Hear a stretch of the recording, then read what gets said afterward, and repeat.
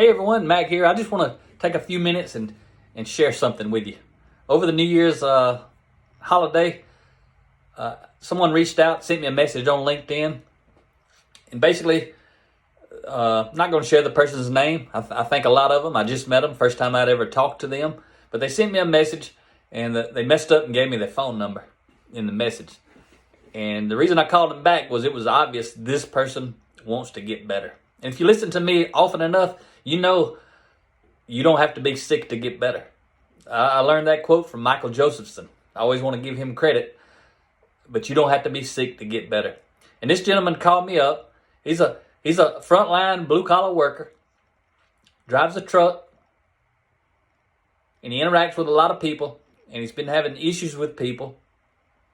What's cool about this guy, when I talked to him, when I decided to call him, I didn't know if he was going to be blaming other people or if he was going to do what I was hoping he was going to do, was look in the mirror. So to my surprise, when I got him on the phone, and we talked for like an hour and a half, but when I got him on the phone, he told me he had just discovered me a week or so ago. He had already ordered 3 of my Blue Collar Leadership Series books and listened to them on audio. He's been watching my YouTube videos, and he said, I've decided I think I need to work on me. It seems like everywhere I go, I've got a problem. You know, there's an old saying that says, if Bob has a problem everywhere Bob goes, Bob probably is the problem. But what's awesome about this gentleman was he looked in the mirror and says, maybe I need to give it a shot. And he's on fire. And I guarantee you his life is already better because he took responsibility. But he had listened to my books, and we talked, like I said, for an hour and a half, and I shared a thought with him. And he said it changes his whole mindset going back to work today on this Monday, first week to kick off the new year. He said, I already feel better. I already feel different. And what I told him was, and I teach it in my book, Blue Collar Leadership, Leading from the Front Lines. But what I taught him was this principle. He had heard it, but it didn't resonate until we actually got to talk and speak, and I got to share some other insight with him to help him see it. But I want him to know when he goes to work, he's not working for the other company. Whatever the name of the company is where he works at physically, he's got to understand he does not work for them. He works for him. He works for himself.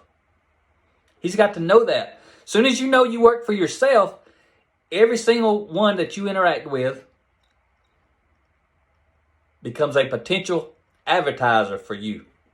And we all know the best type of advertisement is word of mouth. Whenever somebody talks about you, when they talk about you positively, your influence increases. Your brand, your business, you increases. When people talk negatively, your brand, your business decreases. So what I told him was, I said, first thing you got to do is you got to do the job you're actually being paid to do to represent your business well. You got to do your job well. And I think he already does that extremely well. But he's got to do it without all the clutter in his mind from the people. There's always going to be people. No matter where you go, there's going to be people who need to get better. The key is, do you know if you need to get better? I said, so when you go in Monday, walk in knowing you work for yourself. You're in business for yourself. Every single person you interact with, you want them to leave your presence so that they're providing positive word-of-mouth advertisement for you. It doesn't matter if you don't like them. You may hate them. But if you want to build your brand, your business, which is you got to help them, serve them, whatever you want to call it, in a way that if they're being honest, they can only give you positive word-of-mouth advertisement. They don't have anything bad to say about you. I said, so you walk in on Monday and you say, I can't believe these people are paying me, whatever they're paying me, to train myself to get better, to develop myself as a leader, to grow myself as a leader, to become a better person by learning how to deal with all these other people who also need to become better people. But they may never become a better person. What's going to happen with this person? Instantly his job and his life's going to get better because he ain't worried about them anymore. He's worried about him. And his influence with these people are going to grow. The influence with his boss is probably going to grow. At some point, he'll either get promoted or he'll move on to another organization. I don't know. Doesn't matter. Either way, his life gets better.